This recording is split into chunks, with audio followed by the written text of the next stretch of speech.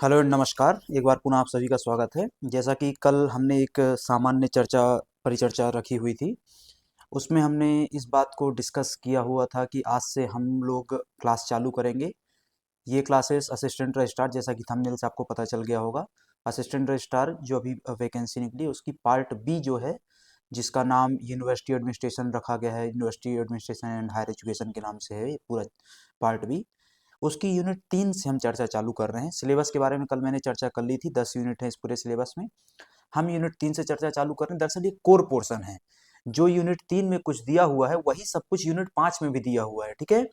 आपको दरअसल क्या है, यूनिट 3 में जब आप इस पूरे अधिनियम को पढ़ेंगे, है ना, यूनिट 3 में जब आप इस पूरे अधिनियम को पढ़ेंगे, और मैं पढ़ाते टाइम इस बात को आपको बताते जाऊंगा, जब आप यूनिट 3 को समझ लेंगे तो आपको यूनिट 5 को समझना बहुत आसान हो जाएगा, क्योंकि यूनिट 5 में वही सब बातें दी हुई हैं, थोड़ा डिटेल में ज़्यादा दी हुई हैं, है ना, जो आप यूनिट 3 में एक बार देखेंगे। जैसे उदाहरण के लिए कि मैं कहता हूं कि 1973 की इस अधिनियम में यदि आप कुलपति के बारे में थोड़ी बहुत बातें करते हैं, तो उसी कुलपति के बारे में आपको ज़्यादा डिटेल में यूनिट 5 में पढ़ना है। बात समझ में आ रही है? ठीक है, चालू करते हैं। अभी हम जो कुछ भी पढ़ रहे हैं ये पूरा का पूरा कंटेंट ऑनलाइन अवेलेबल है, सरकार की वेबसाइट्स में, पीआरएस की वेबसाइट्स में। ये सब कुछ कंटेंट मैंने भी वहीं से बनाया है। मैं कहीं कोई से कंटेंट ये अलग से वो नहीं कर रहा हूँ, प्रोड्यूस नहीं कर रहा हूँ। सब सरकार का बनाया हुआ कंटेंट है। मैं बस इसको आपको आसान भाषा में परोसने का प्रयास करूंगा, ठीक है। ये 1973 का अधिनियम है, मध्य प्रदेश विश्वविद्यालय अधिनियम 1973। एक्ट नंबर 22 था, उस वर्ष का एक्ट नंबर क्या था, ये 22 था। वर्ष हो गया 1973। इस अधिनियम में 78 पेज है। इस पूरे अधिनियम को हमको पढ़ना है। देन इस अधिनियम के बहुत सारे क्या हुए, अमेंडमेंट्स हुए, 2025 तक अमेंडमेंट हुए हैं, ठीक है।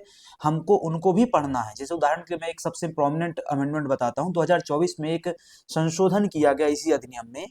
इस अधिनियम में एक 2024 में संशोधन किया गया, जिसमें कहा गया कि अब कुलपति को कुलगुरु कहा जाएगा, ठीक है। कुलपति को कुलगुरु कहा जाएगा, और सम कुलपति या प्रति कुलपति जिसको कहते हैं, उसी को क्या कहा, वाइस चांसलर को क्या कहा जाएगा, प्रति कुलगुरु कहा जाएगा।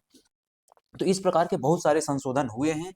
इन्हीं प्रकार के संशोधनों में से एक संशोधन जो 2019 में हुआ था, उसमें जो पिछली बार का पेपर था उसमें क्वेश्चन भी पूछा गया था, ठीक है। चालू करते हैं हम हमारी बात को। जैसे यहाँ पे आपको दिखाई दे रहा होगा, पहले ये जो कानून है उसका एक इंट्रो दिया हुआ है कि ये कब पारित हुआ, कब इसको एसेंट मिला, ये बेसिक चीजें, ठीक है। हम उसके बारे में भी समझेंगे। क्या क्या पढ़ने वाले में एक बार थोड़ा समझा देता हूँ यहाँ पे आपको। हम इसमें सिलेबस में क्या क्या पढ़ेंगे, हमारे इस कंटेंट में क्या क्या है। तो ये 1973 का अधिनियम है। उसके बाद उसके जो सब्सिक्वेंट अमेंडमेंट्स होते गए, 78 में, 83 में, 95 में, 1 में, 22 में, 24 में 2 अमेंडमेंट हुए, देन 25 में, ठीक है। ये सब अमेंडमेंट्स हमको क्या है, देखने रहेंगे। जब आगे बढ़ जाएंगे हम, ये पूरा 73 खत्म हो जाएगा। देन हमको राजा भोज यूनिवर्सिटी, जो ओपन यूनिवर्सिटी हमारी है ना, ये क्यों इंपॉर्टेंट है इसको पढ़ना। एक तो सबसे पहला कारण है कि भाई इस प्रकार की यूनिवर्सिटी पूरे देश में ही मात्र 14 है, उनमें से एक तो मध्य प्रदेश में है। तो इस पर्सपेक्टिव से भी थोड़ा इंपॉर्टेंट हो जाती है। उसके बाद इसके अलावा एक यहाँ एक शब्द शब्द आता है, वो क्या है, हमारा रेक्टर के बारे में जानकारी मिलेगी हमको यहाँ से, है ना। रेक्टर के बारे में जानकारी यहाँ से भी मिलेगी, लेकिन विस्तृत चर्चा यहाँ पे ज्यादा मिलेगी, इसलिए भी हमको उसको देखना है, ठीक है। इसके अलावा माखनलाल चतुर्वेदी अधिनियम यूनिवर्सिटी के एक्ट है, महात्मा गांधी यूनिवर्सिटी के एक्ट है। ये अलग अलग जो यूनिवर्सिटी के एक्ट है, हम इनमें अंदर नहीं जाएंगे, है ना। हम इनमें प्रत्येक में अंदर नहीं जाएंगे। क्यों नहीं जाएंगे उसको बताऊंगा मैं, है ना। क्यों नहीं जाएंगे उसको बताऊंगा, क्योंकि ये जो अधिनियम लाए गए ये सिर्फ यूनिवर्सिटी की स्थापना के लिए लाए गए। इन अधिनियमों से उस यूनिवर्सिटी का रेगुलेशन नहीं होता है। रेगुलेशन तो भाई इसी 1973 से हो रहा है, ये उसकी स्थापना के लिए लाए गए, लेकिन फिर भी हमको पता होना तो आवश्यक है ना भाई। लेकिन ये इसके अलावा ये जो यहाँ पे प्राइवेट यूनिवर्सिटी एक्ट है, ये हम जरूर पढ़ेंगे। उसको हम इस यूनिट में नहीं पढ़ेंगे। ये हमारे मेरे ख्याल से 7th यूनिट का सिलेबस है, हम वहाँ पढ़ेंगे, ठीक है। चलिए चालू करते हैं हमारा आज का इस कहानी को। ये हिंदी और इंग्लिश दोनों में कंटेंट है, ठीक है। अधिनियम संख्या 22 है। कई बार पूछ लिया जाता है कि अधिनियम संख्या क्या थी, इसलिए यहाँ पे ये ध्यान रखना आपको आवश्यक है। इस अधिनियम में संशोधन कितनी बार हुए हैं, है ना, उसको हम बाद में देख लेंगे। कि भाई जैसे मैंने बताया 78 में हुआ संशोधन, 95 में हुआ, है ना, 1 में भी हुआ, फिर 24 में 2 बार हो गया, 25 में भी हो गया। ऐसे ढेर सारे संशोधन उसमें हो चुके हैं। अभी आप उसको चाहें तो स्किप कर सकते हैं। अगला जो महत्वपूर्ण बात है वो हमारा क्या है कि राज्यपाल का गवर्नर का असेंट कब मिला, 20 अप्रैल को, एक बात। दूसरा, ये अधिनियम लागू कब से हुआ, 23 अप्रैल 1973 से। दोनों बातें याद में रखनी है आपको, ठीक है। राज्यपाल ने, है ना, महामहिम राज्यपाल ने इसमें हस्ताक्षर कब किए? 1973 में किए, 20 अप्रैल 1973 को। ये अधिनियम लागू कब से हुआ? ये अधिनियम लागू हुआ 23 अप्रैल 1973 से, ठीक है। वहां पे लिखा हुआ राजपत्र का प्रकाशन, गैजेट गैजेट पब्लिकेशन हमारे देश में, इवन हमारे प्रदेश में मत और देश में, जो भी आप कहना चाहें, कोई भी कानून तब लागू होता है, ये बात कानून में लिखी जाती है, ये बात कानून में लिखी जाती है कि यह अधिनियम उसी तारीख से प्रत्यावर्तित माना जाएगा, अधिनियमित माना जाएगा जिस तारीख को यह क्या हो जाएगा, गजट में पब्लिश हो जाएगा। तो गजट में पब्लिश हुआ, दैट मीन्स कि उस दिन से वो क्या हो गया, लागू हो गया, ठीक है। ये कि जो अधिनियम में इसका मूल उद्देश्य क्या है ना। बहुत सारी यूनिवर्सिटीज के बहुत सारे कानून बने हुए थे। हर यूनिवर्सिटी 1973 के पहले अपने अलग अलग कानून से रेगुलेट हो रही थी। इससे बहुत सारी समस्याएं उत्पन्न हो रही थी, ठीक है। एक प्रॉपर जो मैनेजमेंट होना चाहिए, एक जो वो होनी चाहिए, यूनिफॉर्मिटी होनी चाहिए रेगुलेशन में, वो नहीं आ रही थी। तो इन सब चीजों को क्या करने के लिए, बेहतर करने के लिए, संगठन को बेहतर करने के लिए, यूनिवर्सिटी एडमिनिस्ट्रेशन को बेहतर करने के लिए ये सब क्या है, लाया गया।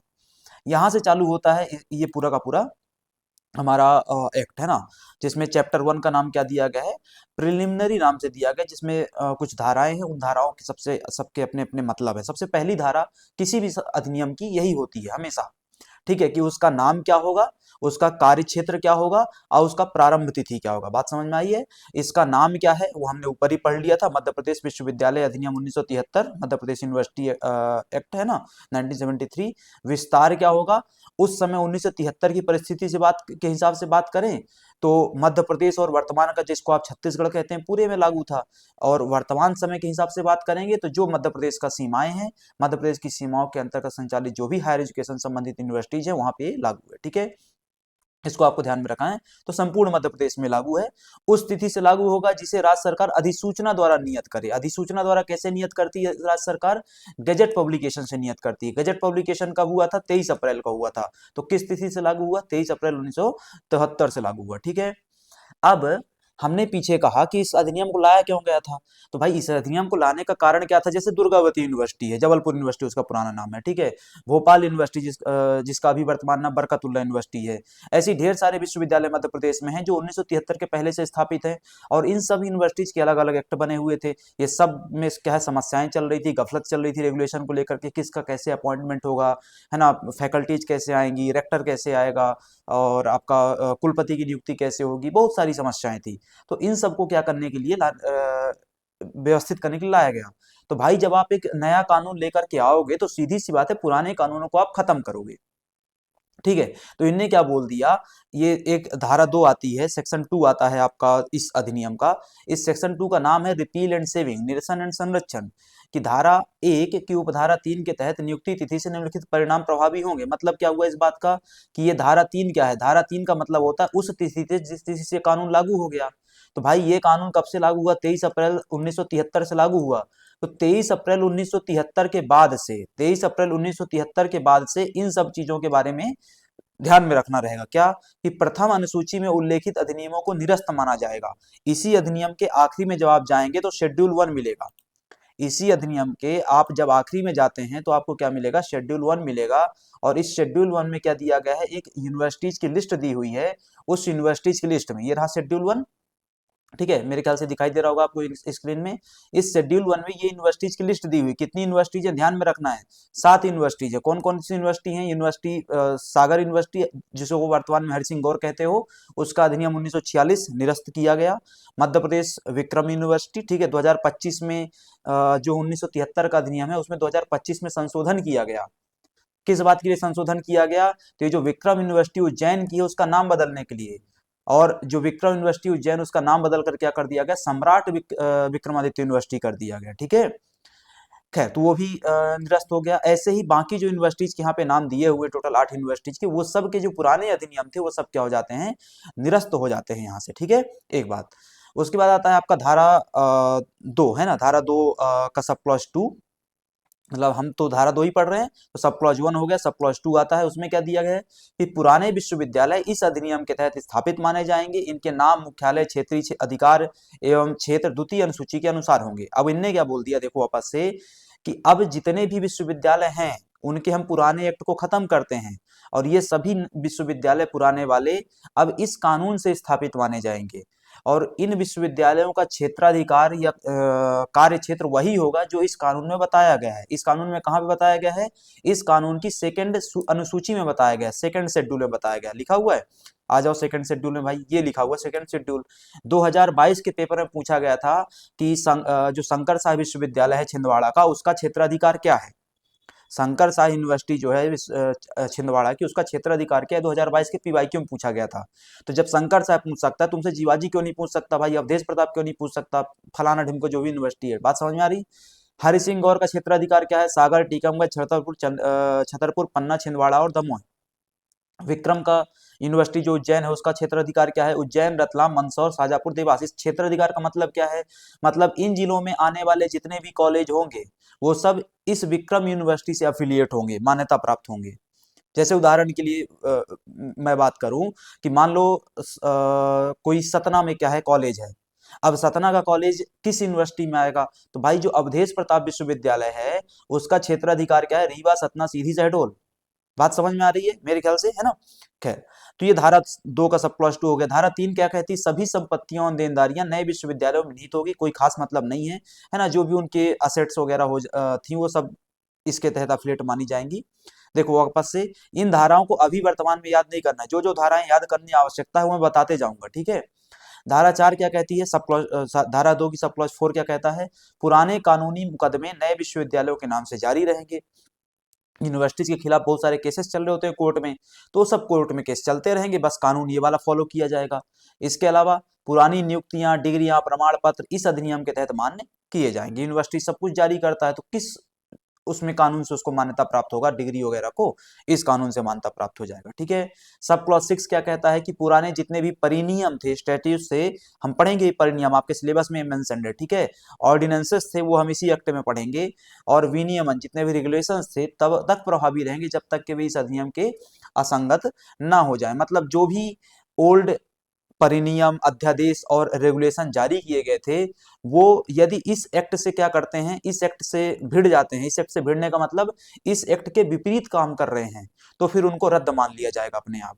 और यदि वो इस एक्ट के रास्ते में नहीं आ रहे हैं तो फिर लगे रहो, कोई समस्या नहीं है, ठीक है?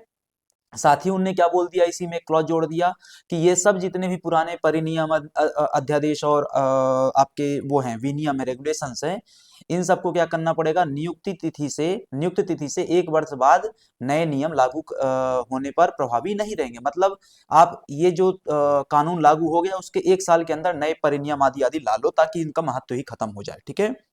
इसके अलावा पुराने जो विश्वविद्यालयों के कर्मचारी वृंद थे, है ना, जो वहां पे एम्प्लॉयज थे, वो सब क्या रहेंगे? कंटिन्यू रहेंगे। बस अब उनको इस कानून की शर्तों के हिसाब से क्या किया जाएगा? कंट्रोल किया जाएगा, ठीक है? इसके अलावा जितने भी पुराने सभी रिकॉर्ड रहे होंगे नए विश्वविद्यालयों के स्वामित्व में आ जाएंगे। ये कानून दरअसल ये जो पूरी धारा है किस चीज से डील करती है? ये पूरी धारा को मैं एक समराइजेशन में के रूप में कहूं तो कंटिन्यूएशन से डील करती है। कंटिन्यूएशन का मतलब कि पुरानी जितनी भी व्यवस्थाएं हैं, प्रक्रियाएं हैं, वो सब सुचारू रूप से चलती रहें, इन सब के बारे में चर्चा यहाँ पे क्या है? धारा 2 में की गई, ठीक है? इसी प्रकार की एक धारा और है, वो है धारा 3। वो क्या है? ट्रांजिटरी प्रोविजंस या संक्रमणकालीन प्रावधान। ट्रांजिटरी या संक्रमणकालीन का मतलब क्या होता है? कि कोई चीज ट्रांसफर हो रही है। क्या हो रही? कोई चीज ट्रांसफर हो रही है, ठीक है? जैसे उदाहरण के लिए हम कहें कि एक छोटा सा कस्बा है, वो नगर बनने की ओर है, तो हम क्या कह सकते हैं? कस्बा क्या हो रहा है? अभी ट्रांजिटरी फेज में है। तो कस्बा क्या है? ट्रांजिटरी फेज में है, ठीक है? तो इसी प्रकार से यहाँ पे बहुत सारी चीजें होंगी, बहुत सारे वो होंगे, प्रोविजंस होंगे, कानून होंगे। क्या क्या? कि पद पर कार्यरत कुलपति अपने पुराने कार्यकाल तक पद पर बने रहेंगे। अरे भाई, नया कानून आया है, कुलपति बैठा हुआ था, 1 साल पहले बैठा था, तो क्या अब उसको हटा करके नया कुलपति लाइएगा? नहीं लाएंगे। कुलपति अपने पद पर बैठा रहेगा। कब तक? जब तक कि उसका कार्यकाल खत्म नहीं हो जाता। इस बात को इसमें मेंशन कर दिया गया। इसी को तो ट्रांजिशन बोलते हैं, कि कुलपति अभी क्या है? ट्रांजिटरी फेज में है। यदि कुलपति 64 वर्ष का हो गया तो ये कुलाधिपति के आदेशानुसार ही पद पर रहेंगे। क्यों भाई? सीधी सी बात है, अब तुम्हारा वो हो गया, रिटायरमेंट का एज हो गया है, तो अब तुम आगे कंटिन्यू करोगे या नहीं करोगे, इसके बारे में तुमको क्या बताए? कौन बताएगा? राज्यपाल बताएगा। राज्यपाल क्यों बताएगा? क्योंकि राज्यपाल ही तो कुलाधिपति है, ठीक है? राज्यपाल ही क्या है? कुलाधिपति है, ठीक, चांसलर किसको कहते हैं? राज्यपाल को ही कहते हैं स्टेट यूनिवर्सिटीज के रिस्पेक्ट में, तो ध्यान में रखना है। धारा 3 का सब क्लॉज 2 क्या कहता है इसके इस ट्रांजिटरी प्रोविजन के तहत कि पुराने प्राधिकारी और समितियां पुनर्गठन तक कार्य करते रहेंगे। जितने भी वो बनती हैं, समितियां बनती हैं, हम पढ़ेंगे इसके अंदर क्या क्या समितियां बनती हैं भाई। जैसे उदाहरण के लिए छात्र कल्याण समिति हो गई, हॉस्टल समिति हो गई, एग्जाम समिति हो गई, रिजल्ट समिति हो गई, ये सब समितियां हैं, ये सब आपके सिलेबस में भी मेंशन है, ठीक है। ये सब समितियां कंटिन्यूएशन में रहेंगी, लेकिन अधिकतम 1 वर्ष तक कंटिन्यूएशन में रहेंगी। वर्तमान में इन प्रोविजंस का कोई मतलब नहीं है, लेकिन हमको पढ़ना चाहिए, ध्यान में होना चाहिए, क्योंकि ये कानून स्पेशली मेंशनड है ना। इसके अलावा धारा 3 का सब क्लॉज 3 क्या कहता है कि निकायों के आजीवन सदस्य 1 वर्ष की समाप्ति पर सदस्य नहीं रहेंगे। जो भी यहाँ पे बॉडीज बनी हुई थी, जैसे उदाहरण के लिए हम कहते हैं कि एकेडमिक बॉडी बनी हुई है ना, तो एकेडमिक बॉडी का कोई सदस्य रहा होगा, मान लो उस आजीवन वहां पे क्या किया गया था, अपॉइंट किया गया था, रिटायरमेंट तक वो वहां बैठा रहेगा, लेकिन फिर भी उसमें एक बाउंडेशन लगा दिया गया कि 1 वर्ष के बाद उसको क्या करना पड़ेगा वहां से, ठीक है। तो ये ध्यान में रखना है। अब आपको धाराओं के साथ याद रखने वाली बात क्या आती है, तो परिभाषा यहां से चालू होता है आपका, जो सेक्शंस के साथ पूरा याद रखना है। सेक्शन 4 आता है, जिसका सेक्शन 4 का नाम क्या है, डेफिनेशंस। सेक्शन 4 का नाम क्या है, डेफिनेशन नाम है। यहाँ पे आप जाएंगे कानून में भी तो आपको सेक्शन 4 मिल जाएगा। ये ट्रांजिटरी प्रोविजन है, ये आपका क्या मिलता है, डेफिनेशन मिलता है, ठीक है। यहाँ से हम आप क्या है कहानी को चालू कर रहे हैं। सेक्शन 4 का जो सब क्लॉज 1 है, उसमें क्या दिया हुआ है, बोर्ड ऑफ स्टडीज दिया हुआ है, विश्वविद्यालय का अध्ययन बोर्ड। ये विश्वविद्यालय अध्ययन बोर्ड के बारे में हम विस्तार से चर्चा आगे करेंगे, ठीक है। सेक्शन 4 का सब क्लॉज 2 और 3 में क्या दिया हुआ है, आप सेक्शन 4 के सब क्लॉज 2 और 3 में जाओगे तो क्या मिल जाएगा तुमको, ठीक है। देखो 2 में जाओगे तो क्या मिलेगा, शेड्यूल ट्राइब मिल जाएगा, और 3 में जाओगे तो क्या मिल जाएगा, शेड्यूल कास्ट मिल जाएगा। अब शेड्यूल ट्राइब क्या होता है, इसका संबंध कहां से बताया जाएगा, कॉन्स्टिट्यूशन से बताया जाएगा। तो बोले आर्टिकल 342 में, संविधान के अनुच्छेद 342 में जो परिभाषा शेड्यूल ट्राइब की दी हुई है, वही परिभाषा यहाँ पे क्या मानी जाएगी, सही मानी जाएगी। फिर उसके सब क्लॉज 3 में क्या दे दिया गया, तो सब क्लॉज 3 में क्या दे दिया गया, शेड्यूल कास्ट दे दिया गया। बोले शेड्यूल कास्ट होगा क्या, वही माना जाएगा जो सेक्शन 300 सॉरी आर्टिकल 341 में है ना, संविधान के अनुच्छेद 341 में जो उसकी परिभाषा दी गई होगी, ठीक है। तो इस तरीके से आपको ध्यान में रखना है। तो पहले उनने क्या बता दिया, ट्राइब बता दिया, देन उनने क्या बता दिया, कास्ट बता दिया, ठीक है।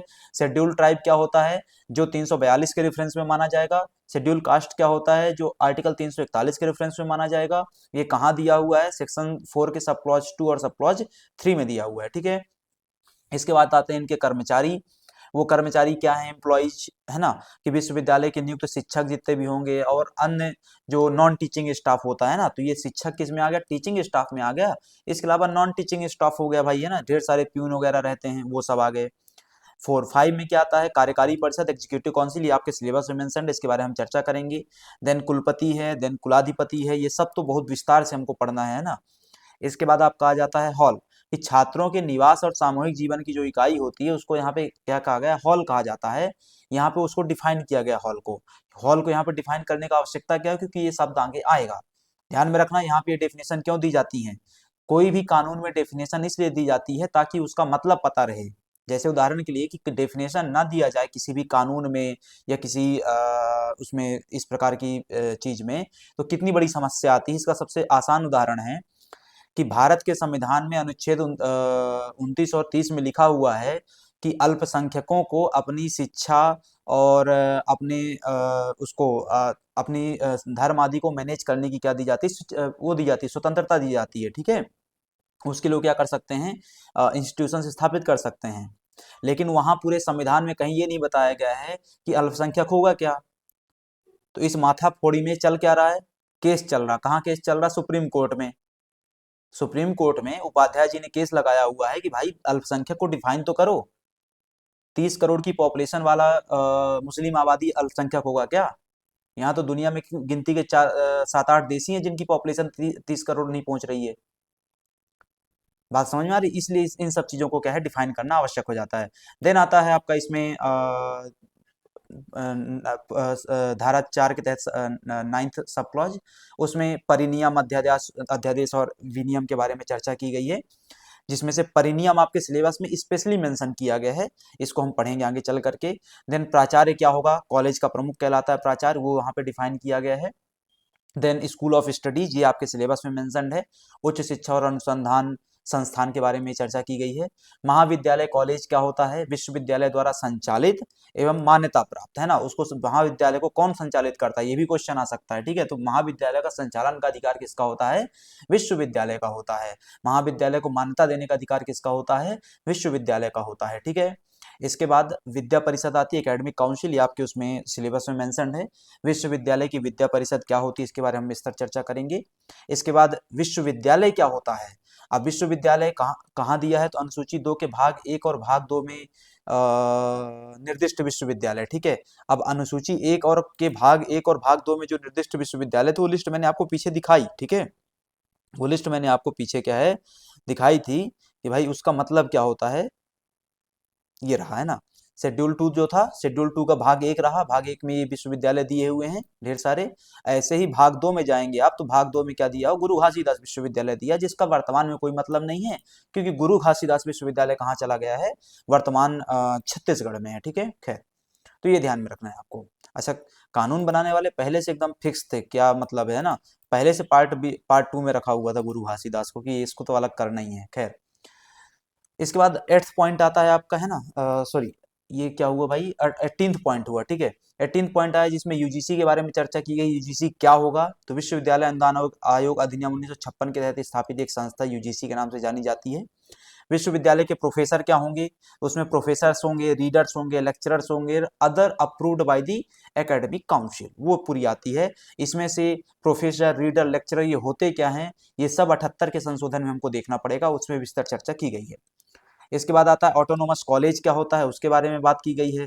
विश्वविद्यालय सभा क्या होती है, ये आपको आपके सिलेबस में, हिंदी वाले सिलेबस में महासभा के नाम से लिखा हुआ है ना। आपके हिंदी वाले सिलेबस में इसको महासभा के नाम से लिखा हुआ है, इंग्लिश वाले सिलेबस में कोर्ट के नाम से लिखा हुआ है। तो इस सभा क्या होती है? देन समन्वय समिति क्या होती है, ठीक है, कोऑर्डिनेशन कमेटी, ये भी आपके सिलेबस में मेंशन्ड है, जो कि धारा 34 के तहत क्या है, गठित की जाती है। धारा 34 आगे आएगी तब हम इसके बारे में चर्चा वहां पर करेंगे। अब आता है आपका विश्वविद्यालय, है ना। चैप्टर 2 चालू होता है। चैप्टर 2 में आपको क्या आ जाता है? विश्वविद्यालय के बारे में चर्चा की जाती है। यहाँ से प्रॉपर तरीके से आपके विधिवत क्या होंगे, ऐसे अनुच्छेद चालू होंगे जो आपको अब अच्छे से याद में रखने की आवश्यकता है, ठीक है। चैप्टर 2 दी यूनिवर्सिटी। दी यूनिवर्सिटी में सबसे पहला जो काम आता है कि भाई यूनिवर्सिटी गठित करो, incorporation of the university, university का निगमन किया जाए, यूनिवर्सिटी की स्थापना की जाए, ठीक है। तो धारा 5 के सब क्लॉज 1 में ये बात कही जाती है कि द्वितीय अनुसूची के भाग 1 में निर्दिष्ट प्रत्येक विश्वविद्यालय के कुलाधिपति, कुलपति, सभा के सदस्य, कार्यकारी परिषद और विद्या परिषद के सदस्य मिलकर के एक विश्वविद्यालय का गठन करेंगे। क्वेश्चन एग्जाम के पर्सपेक्टिव से देखो, क्वेश्चन एग्जाम के पर्सपेक्टिव से देखो कि विश्वविद्यालय के गठन में निम्नलिखित में से कौन पदाधिकारी शामिल नहीं होता है, कौन पदाधिकारी अथवा संस्था शामिल नहीं होती, ध्यान में समझना। विश्वविद्यालय के गठन में निम्नलिखित में से कौन पदाधिकारी अथवा संस्था शामिल नहीं होती है? ऑप्शंस दे रहा हूं मैं तुमको, ऑप्शंस दे रहा हूं, ठीक है। पहला ऑप्शन है कुलपति, दूसरा है कुलाधिपति, तीसरा है सभा के सदस्य, चौथा है उच्च शिक्षा विभाग। विश्वास मानो तुम सब के सब सभा लगा के आओगे, सब के सब, यदि पढ़ के नहीं गए अच्छे से तो, क्योंकि तुमको तो लगेगा भाई उच्च शिक्षा विभाग तो भाई आएगा ही आएगा, कहे उच्च शिक्षा विभाग का वो व्यवस्था हो रखा है, ठीक है। तो इस तरीके से पर्सपेक्टिव आपको समझना रहेगा एग्जाम का। चलो, इस प्रकार गठित विश्वविद्यालय संबंधित नाम से एक निगम निकाय या बॉडी, कॉर्पोरेट बॉडी के तौर पे क्या है, उसको माना जाएगा या संबोधित किया जाएगा, ठीक है। तो ये जो विश्वविद्यालय होते हैं, इनका नेचर क्या होता है? ये विश्वविद्यालय एक कॉर्पोरेट बॉडी के तौर पे स्थापित किए जाते हैं, ये भी ध्यान में रखना है। विश्वविद्यालय की प्रकृति क्या होती है? कॉर्पोरेट बॉडी होती है। भाई वहां पे ये भी तो आ सकता है ना, प्राइवेट संस्था होती है, सरकारी संस्था होती है, ढेर सारी, ये कॉर्पोरेट बॉडी होती है। क्या होती है? कॉर्पोरेट बॉडी होती है। इस तरीके से आपको ध्यान में रखना है, ठीक है। इसी के आप कहाँ जाएंगे? धारा 5 के सब क्लॉज 1 के सब क्लॉज ए में जाएंगे, तो इसमें लिखा गया है कि इस अधिनियम के प्रारंभ होने के बाद स्थापित द्वितीय अनुसूची के भाग 2 में निर्दिष्ट प्रत्येक विश्वविद्यालय के कुलाधिपति, प्रथम कुलपति, सभा, कार्यकारी परिषद, विद्या परिषद के प्रथम सदस्य तथा वे सभी व्यक्ति जो भविष्य में ऐसे अधिकारी या सदस्य बनेंगे, वे जब तक अपने पद पर रहेंगे संबंधित विश्वविद्यालय के नाम से एक निगम निकाय गठित करेंगे। अगेन, ये किसके लिए किया गया? जो आगे चल करके नए विश्वविद्यालय प्रारंभ होंगे, अधिनियम प्रारंभ होने के बाद स्थापित वालों की चर्चा की जा रही है। जो बात ऊपर 5.1 में लिखी गई थी, वही बात नीचे 5.1 ए में भी लिखी जा रही है, बस सिनेरियो बदल गया। पहले पुराना सिनेरियो था 73 के पहले का, अब बाद में 73 के बाद का सिनेरियो आ गया, ठीक है। फिर आता है 5(2), उसमें क्या कहा गया कि विश्वविद्यालय का शाश्वत उत्तराधिकार एक सामान्य मुहर होगी। भाई विश्वविद्यालय एक संस्था है, निगम है, तो निगम का एक मुहर होगा, कॉमन सील होगा, लगवाते हो तुम्हारी डिग्री आती है, डील में सील लग करके आती है। वो सील क्या बताती है, वो सील अथॉरिटी को बताती है, प्राधिकार है उसके पास इस सील को लगाने का, ठीक है। उत्तराधिकार भी है उनके पास, परपेचुअल सक्सेशन का सिद्धांत वहां पे लागू होता है, ठीक है। विश्वविद्यालय इसी नाम से मुकदमा कर सकेगा और इस पर भी मुकदमा इसी नाम से चलाया जाएगा। तुमको तुम्हारे विश्वविद्यालय से कोई समस्या हो रही है, डिग्री नहीं दे रहा, ढेर सारी समस्याएं हैं, किसके खिलाफ केस करोगे? कुलपति के खिलाफ? नहीं, कुलपति के खिलाफ कोई केस ही नहीं बनता है। केस किसके खिलाफ बनेगा? विश्वविद्यालय के खिलाफ बनेगा। बात समझ में आ रही है? विश्वविद्यालय तुम्हारे साथ कोई तुम्हारे खिलाफ कोई केस करना चाहता है, ठीक है, तो क्या कुलपति केस करेगा? नहीं, विश्वविद्यालय केस करेगा। भले समस्या कुलपति जी को है, पर केस किसकी ओर से होगा? विश्वविद्यालय की ओर से, ठीक है। इस अधिनियम के प्रावधानों के अधीन विश्वविद्यालय चल और अचल संपत्ति प्राप्त करने, उसे धारण करने, विश्वविद्यालय के प्रयोजनों के लिए निहित संपत्ति के पट्टे पर देने, बेचने, हस्तांतरित करने, अनुबंध करने और इस अधिनियम के उद्देश्यों के लिए आवश्यक अन्य सभी कार्य हेतु सक्षम होगा। मैं तुमको एक उदाहरण समझाता हूँ, इसको एक उदाहरण के तौर पे समझना कि भोपाल में बरकतुल्ला विश्वविद्यालय जो है, जो लोग भोपाल के होंगे इस चीज को समझते होंगे, ठीक है।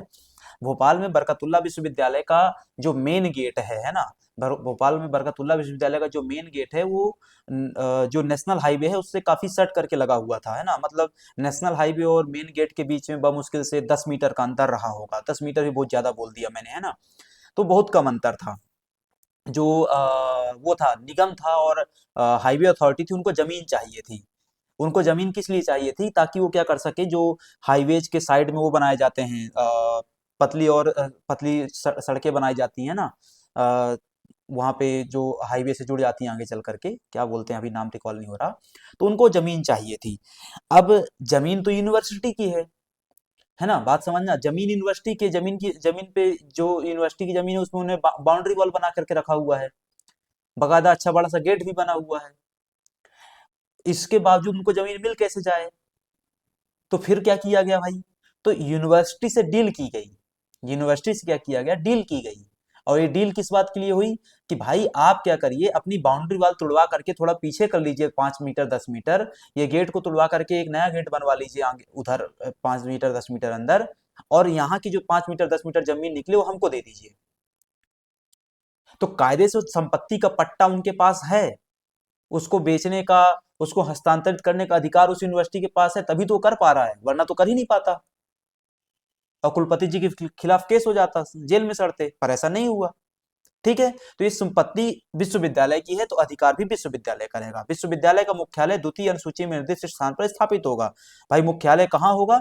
तो ये द्वितीय अनुसूची में ऑलरेडी क्या किया गया, पहले से मेंशन किया गया है, उस मुख्यालय को बदला नहीं जाएगा, उस मुख्यालय को बदला नहीं जाएगा। और ये पहले से उसमें लिखा हुआ है। कहाँ पे लिखा हुआ है? जैसे हरि सिंह गौर का मुख्यालय कहाँ होगा? सागर में।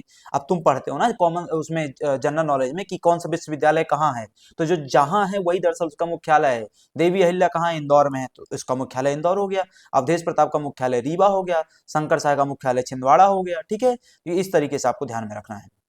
अब आता है छठा इसमें जो है धारा या सेक्शन 6, विश्वविद्यालय की शक्तियां, पावर्स ऑफ द यूनिवर्सिटीज। बहुत सारी पावर्स हैं इसकी, ये बहुत सारी पावर्स, बहुत लंबा ये सेक्शन जाएगा, ठीक है। पहला कि ज्ञान की विभिन्न शाखाओं में शिक्षा प्रदान करना, शोध और व्यवस्था करना और ज्ञान के प्रसार को बढ़ावा देना। ऑब्वियस सी बात है, आप एक टीचिंग इंस्टीट्यूट है भाई, आप यूनिवर्सिटी हैं, आपका काम ही क्या है? यहाँ पे एजुकेशन प्रोवाइड करना। तो फॉर दैट पर्पज आप क्या करेंगे? अलग अलग स्ट्रीम्स में, है ना, अलग अलग स्ट्रीम्स में क्या करेंगे आप? यहाँ पे कोर्सेस संचालित करेंगे, पहली बात। दूसरी, करस्पॉन्डेंस और अन्य पाठ्यक्रमों के माध्यम से उन व्यक्तियों को भी शिक्षा देना जो विश्वविद्यालय के सदस्य नहीं है। इसका मतलब क्या हुआ? अरे भाई मैं तुम्हारी विश्वविद्यालय का परमानेंट सदस्य नहीं बनना चाहता, रेगुलर तरीके से डिग्री नहीं करना चाहता, मैं तुम्हारे विश्वविद्यालय से रेगुलर तरीके से डिग्री नहीं करना चाहता, पत्राचार में चाहिए, घर बैठे मुझे डिग्री चाहिए, इसी को तो पत्राचार कहते हैं। करस्पॉन्डेंस में डिग्री कर लिया बैठे बैठे। तो ये जो करस्पॉन्डेंस में डिग्री कर लिया वाला जो कहानी है, तो ये भी शिक्षा दीजिए आप, ठीक है। इसमें बाद में एक अमेंडमेंट से क्या जोड़ा गया कि राज्य सरकार की पूर्व अनुमति के बिना विश्वविद्यालय पत्राचार पाठ्यक्रम संचालित नहीं करेगा। इसका मतलब क्या होता है? इसका मतलब होता है कि यदि कल को बरकतुल्लाह विश्वविद्यालय को करेस्पॉन्डेंस कोर्स लॉन्च करना है, संचालित करना है, तो उनको क्या करना पड़ेगा, डिपार्टमेंट को, हायर एजुकेशन डिपार्टमेंट को, सरकार को सूचित करना पड़ेगा, ताकि वो क्या करे, अमेंडमेंट के माध्यम से इनको शक्ति दे दें। बिना तुम्हारी शक्ति के, बिना अधिकार के तुम ये काम कर ही नहीं सकते हो, तो अमेंडमेंट करवा के शक्ति देंगे, इसलिए सूचित करो। दूसरा, तीसरा कि शिक्षण और अनुसंधान के लिए प्रयोगशाला, विश्व पुस्तकालय, संग्रहालय और अन्य उपकरणों का आयोजन करना। आप जिस यूनिवर्सिटी से पढ़े होंगे उसमें आपने ये सब देखा होगा। इसके अलावा आपका कॉलेज है ना, इसके यूटीडी होता है, यूनिवर्सिटी टीचिंग डिपार्टमेंट कहते हैं इसको, शिक्षण विभाग। जैसे उदाहरण के लिए मैं कहूँ, हरि सिंह गौर यूनिवर्सिटी है, तो हरि सिंह गौर यूनिवर्सिटी के अंदर आप जाएंगे तो आपको वहाँ पे बायोटेक्नोलॉजी डिपार्टमेंट मिल जाएगा, माइक्रोबायोलॉजी डिपार्टमेंट मिलेगा, बायोकेमिस्ट्री डिपार्टमेंट मिलेगा। ऐसे ढेर सारे प्रकार के डिपार्टमेंट्स वहाँ पे आपको मिल जाएंगे। इनको शिक्षण विभाग कहा जाता है, ठीक है। ये कॉलेज नहीं होते हैं, ये टीचिंग डिपार्टमेंट्स होते हैं, जो with in the university campus क्या होते हैं, स्थापित किए जाते हैं, यूनिवर्सिटी कैंपस के अंदर स्थापित किए जाते हैं, ठीक है। इसके अलावा आपका इसमें अध्ययनशाला हो गया, स्कूल ऑफ स्टडीज हो गया, है ना, और ढेर सारी चीजों का क्या करना, रख रखाव और प्रबंधन करना। इसके बाद इसमें आता है सेक्शन जो 6 का है, उसका सब क्लॉज 5, उसमें ए और बी भी है कि प्रोफेसर, रीडर, लेक्चरर और अन्य शैक्षणिक पदों का सृजन करना और बाद में उनमें नियुक्ति करना। मतलब पहले प्रोफेसर का पद क्रिएट करो और बाद में क्या करो, उसमें भर्तियां करवाओ। Same with reader, same with lecturer, etcetera etcetera, ठीक है। इसके अलावा अन्य संस्थानों के व्यक्तियों को निश्चित अवधि के लिए शिक्षक के रूप में नियुक्त करना। ये क्या बात होता है भाई, ठीक है। To appoint the persons working in any other institution as teachers of the university for a specified period. ये तो ये इसको आप संविदा के तौर पे वो कर सकते हैं, मान सकते हैं। एक तो क्या होता है, संविदा के तौर पे आप इसको मान सकते हैं। कई बार क्या किया जाता है कि कुछ समय के लिए दूसरे संस्थानों से प्रोफेसर से रीडर्स को बुलाया जाता है किसी स्पेसिफिक पर्पज से, काम खत्म होने के बाद उनको रिलीव कर दिया जाता है। 6th पॉइंट में क्या है कि कॉलेजों में शिक्षा देने के लिए योग्य शिक्षकों को मान्यता प्रदान करना, ठीक है। भाई किसी भी शिक्षक को शिक्षण करना है, जैसे उदाहरण के लिए मैं कहता हूं कि मुझे प्रोफेसर बनना है, मुझे प्रोफेसर बनना है कॉलेज में, कैसे बनूंगा, तो भाई एमपीपीएससी क्या करवाता है, एग्जाम कंडक्ट करवाता है, किस चीज का, असिस्टेंट प्रोफेसर का। तो वो जो असिस्टेंट प्रोफेसर का एग्जाम कंडक्ट कर रहा है, उसके लिए जो बेसिक क्वालिफिकेशन है, उसका क्राइटेरिया मैं कहां से फुलफिल करवाऊंगा, यूनिवर्सिटी के माध्यम से फुलफिल होगा, ठीक है।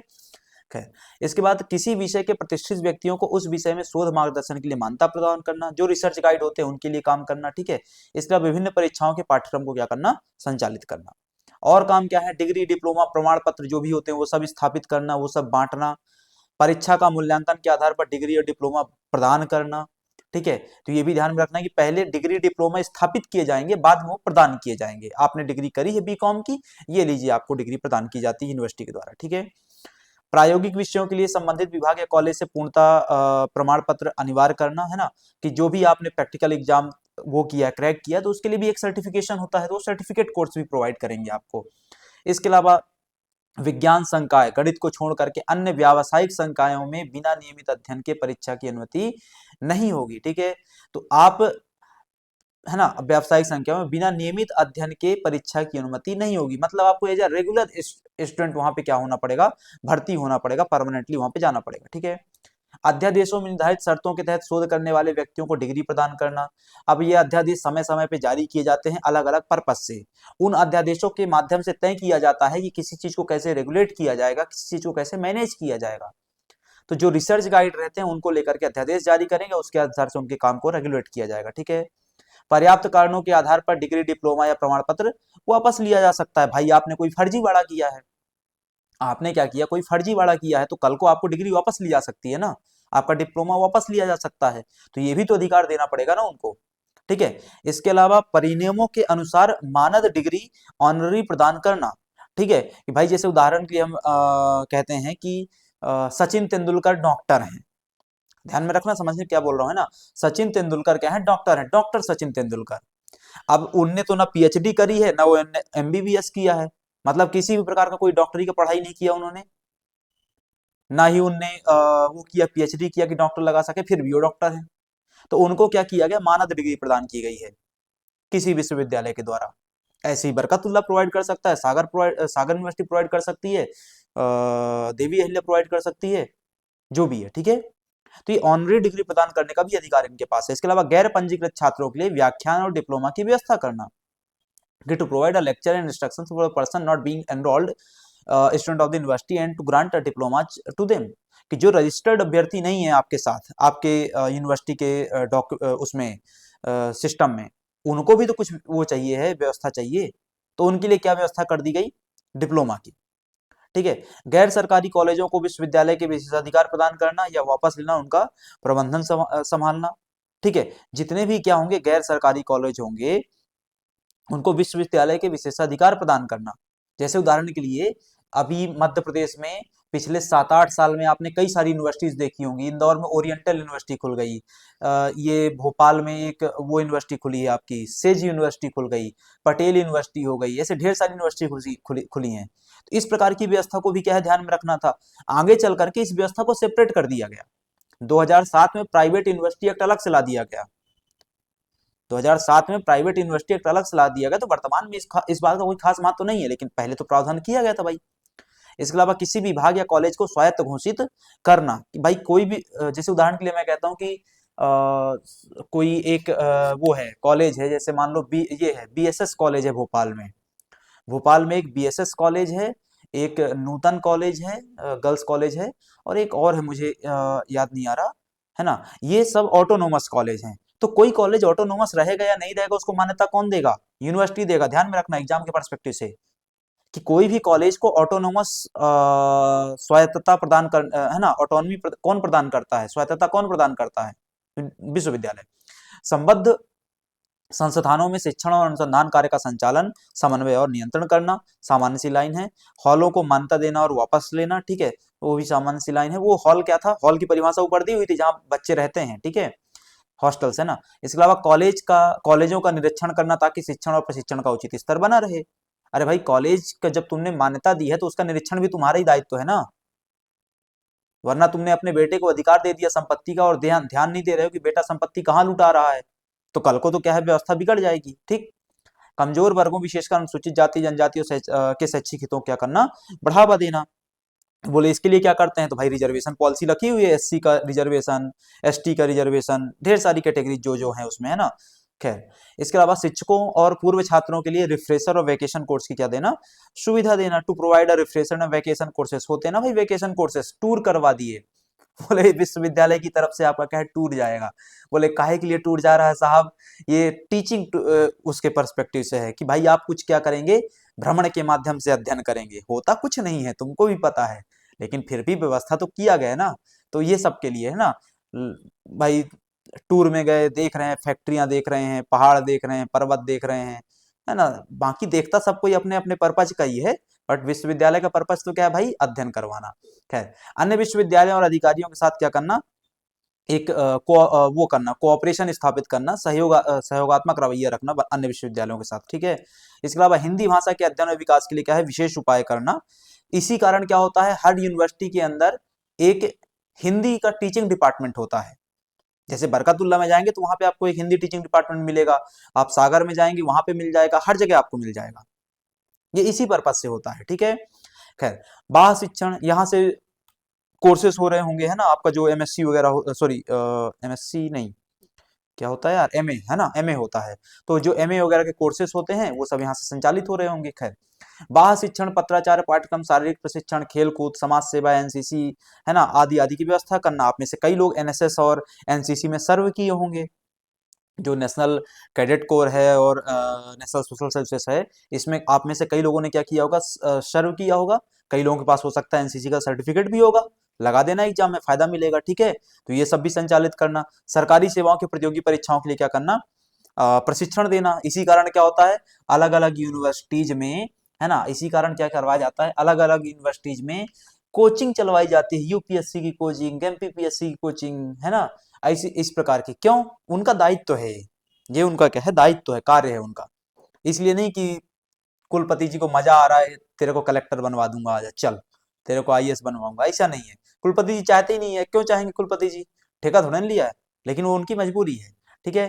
खैर, इसके अलावा सूचना ब्यूरो, रोजगार ब्यूरो, मुद्रण एवं प्रकाशन विभाग, अनुवाद ब्यूरो को क्या करना? का प्रबंधन करना। भाई यूनिवर्सिटी है, यूनिवर्सिटी से ढेर सारी चीजें पब्लिश हो रही हैं, यूनिवर्सिटी ढेर सारी जानकारियां मार्केट में जा रही हैं, यूनिवर्सिटी में ढेर सारी जॉब वैकेंसीज निकल रही हैं, तो ये सबका व्यवस्था करना पड़ेगा ना। तो इसके लिए क्या करना, बाकायदा सेटअप तैयार करना, ब्यूरोज बनाना है ना, इंफॉर्मेशन ब्यूरो हो गया, एम्प्लॉयमेंट ब्यूरो हो गया, है ना। तो इस प्रकार के क्या करना है, व्यवस्थाओं को तैयार करना।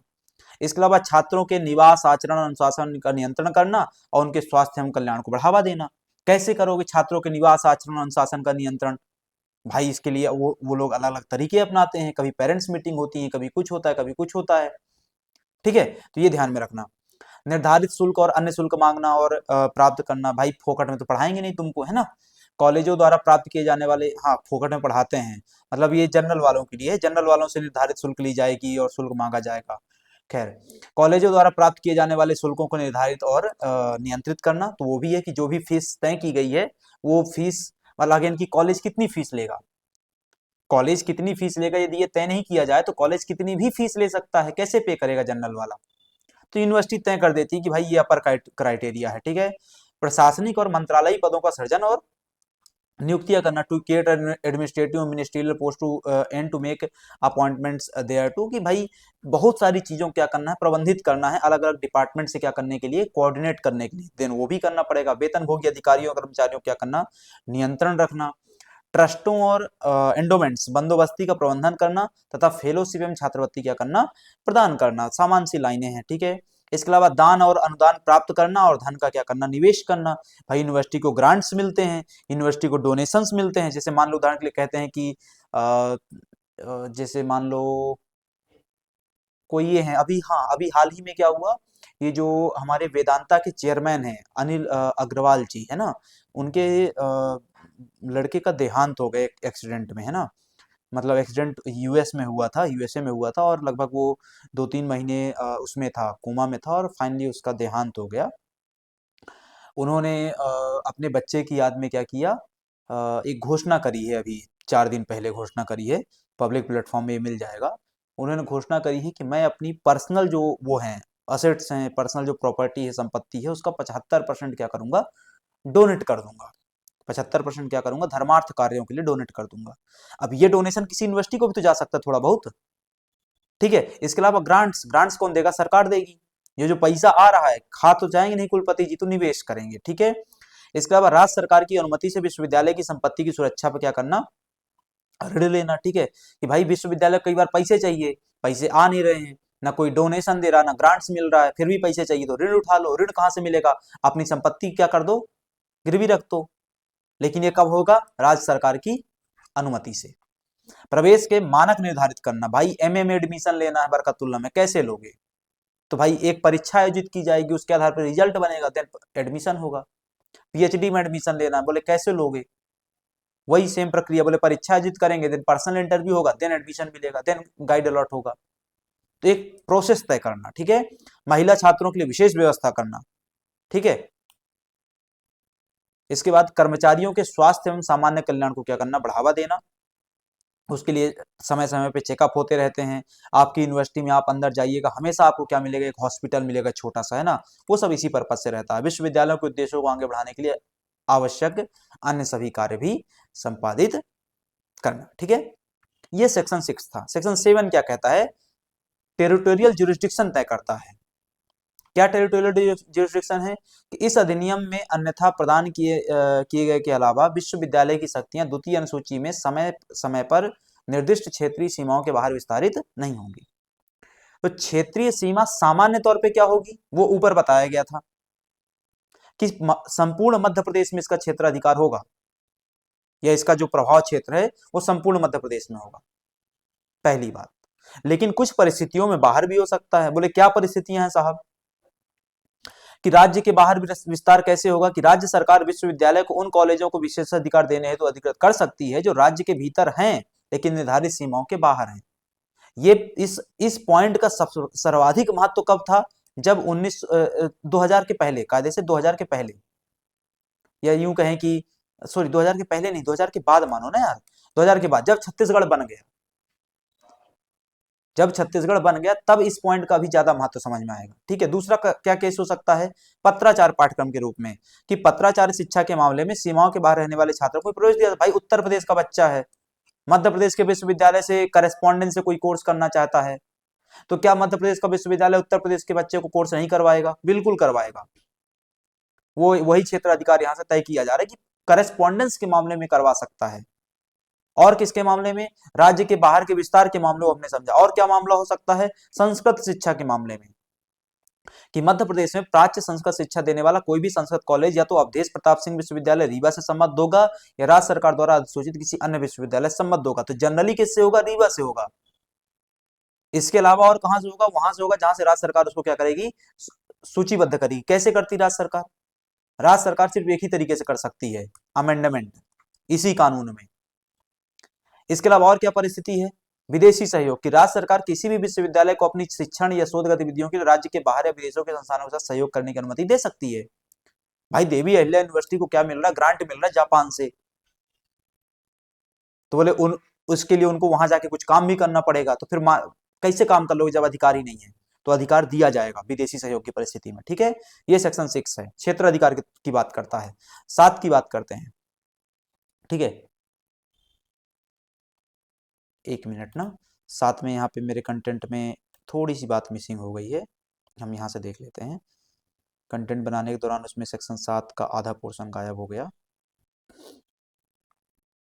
ठीक है, ये रहा सेक्शन 7 हमारा, है ना। एक मिनट, अच्छा ठीक है, सॉरी सॉरी सॉरी सॉरी, मेरे दिमाग से बात निकल गई थी। सेक्शन 7 हमारा टेरिटोरियल जुरिसडिक्शन था, जिसमें हमने सेक्शन 1 देखा। देन सेक्शन 2 आता है ना, सब क्लॉज 2 आता है, सॉरी। सब क्लॉज 2 दिया है, किसी भी विश्वविद्यालय की क्षेत्रीय सीमा के भीतर स्थित कोई भी कॉलेज भारत के किसी अन्य विश्वविद्यालय से नहीं जुड़ेगा। किसी विश्वविद्यालय की क्षेत्रीय सीमा के भीतर स्थित कोई भी कॉलेज, जो शंकर साहब विश्वविद्यालय है उसकी क्षेत्रीय सीमा क्या है? उसकी क्षेत्रीय सीमा में छिंदवाड़ा है, छिंदवाड़ा है, सिवनी है ना, ये जिले आते हैं, बालाघाट है, ये जिले आते हैं उसके टेरिटोरियल जुरिस्डिक्शन में। अब वापस समझना, किसी विश्वविद्यालय की क्षेत्रीय सीमा के विस्तृत स्थित कोई भी कॉलेज, इसका टेरिटोरियल जुरिस्डिक्शन क्या है? ये 3 जिले हैं। तो इसके अंदर का स्थित कोई भी कॉलेज किसी अन्य विश्वविद्यालय से नहीं जुड़ेगा। मतलब यही बगल में जबलपुर है, जबलपुर में आपका क्या मिल जाएगा? दुर्गावती कॉलेज यूनिवर्सिटी मिल जाएगी। अब क्या बालाघाट का कोई भी कॉलेज रानी दुर्गावती से अफिलिएट हो सकता है? बिल्कुल नहीं। क्यों? क्योंकि बालाघाट जिले का जो टेरिटोरियल जुरिस्डिक्शन है वो किसके अंतर्गत आता है? शंकर साह के अंतर्गत। ये बात यहाँ पे लिखी गई है। ठीक है, यदि स्थापना से पूर्व कोई ऐसा विशेषाधिकार प्राप्त था तो वह स्थापना की तिथि से वापस लिया माना जाएगा। और यदि स्थापना के पहले, मतलब उस कॉलेज की स्थापना के पहले ऐसा कुछ प्रावधान किया भी गया था तो सब रद्द माना जाता है। मतलब कि यदि बालाघाट का कोई भी कॉलेज पहले किसी भी कारणवश से यहाँ पे जुड़ा हुआ था तो अब उसको रद्द किया जाता है, वो किससे जुड़ेगा? शंकर साह से जुड़ेगा। इसमें आप कुछ अपवाद दिए गए हैं। यह धारा निम्नलिखित संस्थानों पर लागू नहीं होगी। कौन कौन संस्थान? कृषि और संबद्ध विज्ञान की शिक्षा देने वाले संस्थान। ठीक है, जो जवाहरलाल नेहरू कृषि विश्वविद्यालय 1963 से क्या है? संबद्ध है, उन पे ये लागू नहीं होगा। दूसरा, संगीत और ललित कला की शिक्षा देने वाले संस्थान, जो इंदिरा कला संगीत विश्वविद्यालय 1956 से संबद्ध रहेंगे, उन पे ये लागू नहीं होगा। तो पहला क्या हुआ? एग्रीकल्चर एजुकेशन वाले हो गए। दूसरा क्या हुआ? जो आर्ट्स एंड वो वाले होते हैं हमारे, म्यूजिक के कॉलेज होते हैं, उन पे लागू नहीं होगा। ये 2 परिस्थितियां आपको ध्यान में रखनी है। फिर आता है सेक्शन 8। सेक्शन 8 है prohibition of the discrimination. University में आप कुछ आधारों पर लोगों को एडमिशन देने से मना नहीं कर सकते हैं। बोले तू हिंदू है, तेरे को एडमिशन नहीं देंगे। बोले तू, तेरा मूल वंश भारतीय नहीं है इसलिए एडमिशन नहीं देंगे। बोले तू ब्राह्मण है इसलिए एडमिशन नहीं देंगे। लैंगिकता के आधार पर बोले तू एलजीबीटी एडमिशन नहीं देंगे। जन्म स्थान के आधार पर नहीं एडमिशन नहीं देंगे, बोले झुमरी तलैया में पैदा हुआ था। ठीक है, अन्य अन्य, बोले तुम क्या हो? कम्युनिस्ट हो इसलिए तुमको एडमिशन नहीं देंगे। और कोई विचारधारा आ जाती है, तो इन सब आधारों पर कोई डिस्क्रिमिनेशन नहीं होगा। ऐसे ही आधार आपको संविधान के अनुच्छेद 5 और 15 और 16 में मिल जाएंगे, लगभग इसी प्रकार के। उसमें राजनैतिक और अन्य विचारधारा वाला पॉइंट नहीं है। फिर आता है टीचिंग यूनिवर्सिटी, विश्वविद्यालय में शिक्षण, कि विश्वविद्यालय के पाठ्यक्रमों में सभी मान्यता प्राप्त शिक्षण उसे आयोजित करने वाले प्राधिकारी, पाठ्यक्रम, पाठ्यचर्या वैसी ही होगी जैसा कि परिनियमों, अध्यादेशों एवं विनियमों द्वारा निर्धारित किया जाएगा। तो भाई टीचिंग का तरीका क्या होगा? किस तरीके से वहां पे प्रोफेसर रीडर लेक्चर पढ़ाएगा? क्या करिकुलम होगा, क्या पैटर्न फॉलो किया जाएगा, पाठ्यक्रम किस प्रकार का फॉलो किया जाएगा, आदि आदि जितनी भी बातें होती हैं वो सब समय समय पर परिनियम जारी करके, अध्यादेश जारी करके, रेगुलेशन जारी करके निर्धारित किया जाएगा। बात समझ में आई? ये एक्ट में नहीं लिखा हुआ है, ये आप बनाएंगे, आप मतलब यूनिवर्सिटी बनाएगी। कैसे? ये सब जारी करके। कौन जारी करता है, कैसे जारी करता है, वो हम आगे समझेंगे आने वाली क्लासेस में। अब आता है inspection of the university and colleges. उनका निरीक्षण भी होगा भाई, कि कुलाधिपति अपनी मर्जी से या राज्य सरकार के अनुरोध पर विश्वविद्यालय, उसके भवनों, प्रयोगशालाओं, संग्रहालयों, उपकरणों का निरीक्षण कर सकता है। वापस से, विश्वविद्यालयों के निरीक्षण करने का अधिकार किसके पास है? क्वेश्चन है, बनेगा एग्जाम में। विश्वविद्यालयों के निरीक्षण का अधिकार किसके पास है? कुलाधिपति के पास, राज्यपाल के पास, गवर्नर के पास। वे विश्वविद्यालय या संबद्ध कॉलेजों के शिक्षण, परीक्षाओं, प्रशासन या वित्त से संबंधित किसी भी मामले की जांच करवा सकते हैं। जहां पे उनको डाउट होगा वहां पे जांच करवा लेंगे, जांच कर लेंगे, जो भी उनकी मर्जी। उनका कॉलेज है भाई, राजा आदमी है वो। उन्होंने क्या किया है? कुलपति को नियुक्त किया है। गवर्नर मतलब, है ना, छोटा मोटा आदमी नहीं है। कुलाधिपति निरीक्षण या जांच कराने के अपने इरादे का नोटिस दे देंगे। ये इंपॉर्टेंट है। क्या कुलाधिपति को जांच के पहले नोटिस देना आवश्यक है? बिल्कुल आवश्यक है। राजा आदमी है पर राजा भी अकाउंटेबल होगा। बात समझ में आ रही है? राजा की भी अकाउंटेबिलिटी तय की जाएगी, बस मोदी की अकाउंटेबिलिटी नहीं है। कुलाधिपति निरीक्षण या जांच कराने के अपने इरादे का नोटिस देंगे विश्वविद्यालय को, यदि मामला विश्वविद्यालय उसके द्वारा संचालित कॉलेज का है तो। भाई आप जिस कॉलेज का निरीक्षण करवा रहे हैं, जिस यूनिवर्सिटी का आप निरीक्षण करवा रहे हैं, जिस कारण से निरीक्षण करवा रहे हैं, वो कारण आप नोटिस के माध्यम से उसको इन्फॉर्म कर दीजिए कि भाई हमको तुम्हारे वित्तीय मामलों में अनियमितताएं मिली हैं, इसलिए हम तुमको यहाँ पे निरीक्षण करवा रहे हैं। इसके अलावा कॉलेज के प्रबंधन को, यदि मामला संबद्ध निजी कॉलेज का हो, संबंधित संस्था को अपना प्रतिनिधि नियुक्त करने का अधिकार होगा, जो जांच के दौरान उपस्थित रह सकेगा। अब मान लो एक जांच समिति बन गई, कुलाधिपति ने बना दी, प्राइवेट कॉलेज के लिए बनाई। वो प्राइवेट कॉलेज जो यूनिवर्सिटी से जुड़ा हुआ था, मान लो बरकतुल्लाह से जुड़ा हुआ था, इस प्राइवेट कॉलेज में कुछ अनियमितताएं थी, इसलिए समिति बनाई गई कुलाधिपति के द्वारा। तो कॉलेज चाहे तो अपना एक प्रतिनिधि इस समिति में दे सकता है, इस समिति में दे सकता है, ताकि वो क्या करते रहे, उसमें उनकी मदद करते रहे, असिस्ट करते रहे, बताता रहे कि भाई ऐसा ऐसा ऐसा ऐसा, ठीक है। फिर आता है धारा 3 का सब क्लॉज 3 कि जांच करने वाले व्यक्ति अपनी रिपोर्ट कुलाधिपति को सौंपेंगे। जांच रिपोर्ट किसको दी जाएगी? अरे जिसने जांच समिति बनाई थी, ठीक है। कुलाधिपति कुलपति के माध्यम से कार्यकारी परिषद या प्रबंधन को अपने विचार भेजेंगे और उनसे राय लेने के बाद की जाने वाली कार्यवाही की सलाह देंगे। राज्यपाल क्या करेगा? कार्यवाही कर देगा? नहीं कर सकता, अधिकारी नहीं। तो राज्यपाल पहले क्या करेगा? रिपोर्ट को कार्यकारी परिषद के पास भेजेगा। राज्यपाल कार्यकारी परिषद के पास रिपोर्ट भेजेगा। कैसे भेजेगा? खुद तो भेज ही नहीं सकता, कार्यकारी परिषद का वो सदस्य ही नहीं है, तो भेज ही नहीं सकता। फिर क्या करें? तो कुलपति के माध्यम से भेजेगा। कुलपति उस रिपोर्ट को कहां रख देगा? कार्यकारी परिषद के सामने रखेगा। उस रिपोर्ट में कुलाधिपति ने जो कुछ कहा होगा अपनी तरफ से, वो सब भी बता दिया जाएगा, और बाद में कुलाधिपति सूचित कर देगा उसी परिषद को कुलपति के माध्यम से कि ये कार्रवाई इस कॉलेज के खिलाफ की जाने वाली है, ठीक है। परंतु यदि राज्य सरकार के अनुरोध पर हुई, परंतु यदि जांच राज्य सरकार के अनुरोध पर हुई है तो कुलाधिपति राज्य सरकार के परामर्श से कार्रवाई करेगा, ठीक है। तो जांच का एक तरीका कुलाधिपति वाला हो गया, दूसरा तरीका राज्य सरकार वाला हो गया। राज्य सरकार की थोड़ी सी प्रक्रिया अलग कर दी जो हमने यहाँ पे बांची। खैर, 10 का सब क्लॉज 4 क्या है कि कार्यकारी परिषद या प्रबंधन कुलपति के माध्यम से कुलाधिपति को सूचित करेगा कि उन्होंने क्या कार्रवाई की है या करने का प्रस्ताव रखा है। यह रिपोर्ट कुलाधिपति द्वारा निर्धारित समय के भीतर देनी होगी। फिक्स टाइम मैनर में क्या करेंगे? वो सूचित करेंगे कुलाधिपति को कि हमने ये कार्रवाई इस कॉलेज के खिलाफ करी है, ठीक है। बेसिक सी बात है। आखिरी में कि यदि कार्यकारी परिषद या प्रबंधन उचित समय के भीतर संतोषजनक कार्रवाई नहीं करता है तो कुलाधिपति उनके स्पष्टीकरण पर विचार करने के बाद राज्य सरकार के परामर्श से निर्देश जारी कर सकते हैं, जिनका पालन करना अनिवार्य होगा। भाई ये भी है कि भाई संतोषजनक कार्रवाई नहीं हुई है तो फर्दर कार्रवाई की जाएगी, उस पर वो लिया जाएगा, भाई अकाउंटेबिलिटी तय की जाएगी, ठीक है। तो ये धारा 10 थी जिसमें हमने एक तरीके से क्या देखा, पूरा का पूरा निरीक्षण की प्रक्रिया को देखा, कैसे निरीक्षण होगा किसी भी कॉलेज अथवा यूनिवर्सिटी का, ठीक है। तो ये आज की हमारी बात थी। धारा 10 तक हमने इस कहानी को समझ लिया है, आगे की कहानी को हम अगली क्लास में कवर करेंगे। यहाँ धारा 10 तक हमने ये यहाँ तक समझ लिया। कल की कहानी में हम चैप्टर 3 चालू करेंगे जिसका नाम है ऑफिसर्स ऑफ द यूनिवर्सिटी। ये ऑफिसर्स ऑफ द यूनिवर्सिटी में जितने नाम दिए हुए हैं यही दरअसल आपका यूनिट 5 का सिलेबस है। बात समझ में आ रही है?